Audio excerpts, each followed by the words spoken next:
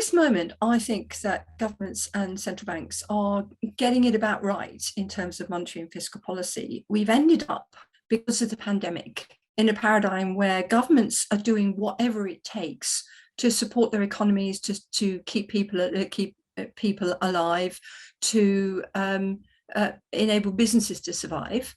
And central banks are doing two things. First of all, they are stopping markets freaking out about all this. And secondly, they're supporting governments so that governments can do whatever it takes. And I think that's actually quite a good balance between fiscal authorities and monetary authorities. In the past, you've spoken about people's quantitative easing.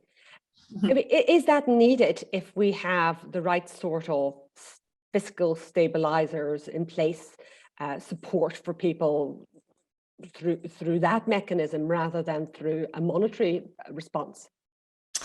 Well, my view is that people's QE is, always should be, what you do in a crisis. QE was never intended, QE, even traditional QE, was never intended to be something that you use just routinely for years on end. It's become that, but it was never intended to be. And equally, I don't think people's QE is the kind of thing you do routinely all the time. You do it when you use it when you need it. It's part of your toolkit. So central banks should be able to backstop their governments if that's what's needed at the time. Governments should be able to do whatever it takes to support people, businesses, and the economy in a crisis.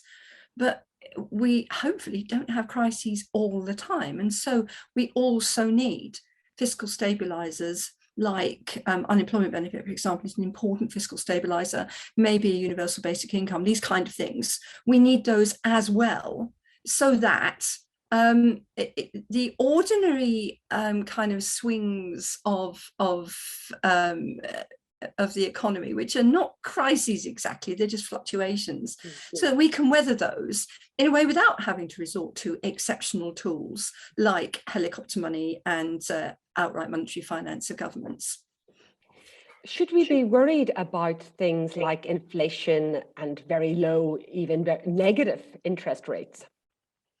My view is we are going to have some inflation. In fact, in my book, I wrote about this, said that the point of people's QE is to raise inflation, that you want inflation to come up a bit, because when you come out of a crisis, your demand side always recovers before your supply side, always. And this crisis, it's been the deepest recession for 300 years, but it's no exception. The demand side is recovering faster than the supply side. So you would expect there to be some inflation. But if you stamp on that demand, then you're going to hurt your supply side, because your supply side, it needs to come up to match the demand.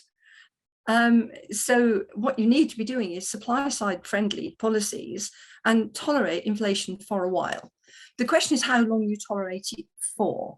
And so all these questions about what the productive capacity of your economy really is come into play, and also the role of investment, which is hugely important. And a good many economies, actually, countries don't invest enough.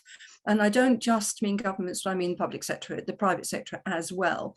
We've got an awful lot of fairly unproductive money sitting around that could, I think, be better deployed.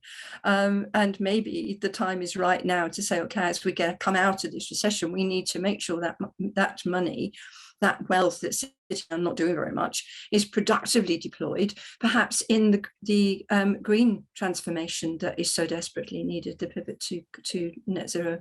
The European Commission are reopening their consultation, their debate on the future of the EU's Stability and Growth Pact and its approach in this area. What would you like to see? We also have a new German government coming into place that could be a deciding factor on how the Eurozone moves in future. What would you like to see? I've always thought that the fiscal rules in the Stability and Growth Pact are actually really quite not just ineffective because they are routinely broken, but they're actually really very counterproductive, because for me, the reason why it's been so extraordinarily difficult for the southern periphery, particularly, to recover from the Eurozone crisis is because of the Stability and Growth Pact. that's also, I think, why the ECB has had to continue with exceptional monetary easing really for a very long time. And we're looking at, okay, they've finally now admitted they had to do something to support all governments, including Greece, during the crisis, but they were already doing QE before the crisis. And how long was that going to continue for? They had negative interest rates. How long were they going to continue this? What more were they going to do? It really is over now to the governments to say, actually, the Stability and Growth Pact and the Fiscal Compact really are not fit for purpose. We need to rethink this. We need to have more leeway for governments to make their own decisions about how they support their economies, how they get them moving, how they generate the prosperity that the whole of the Eurozone population wants.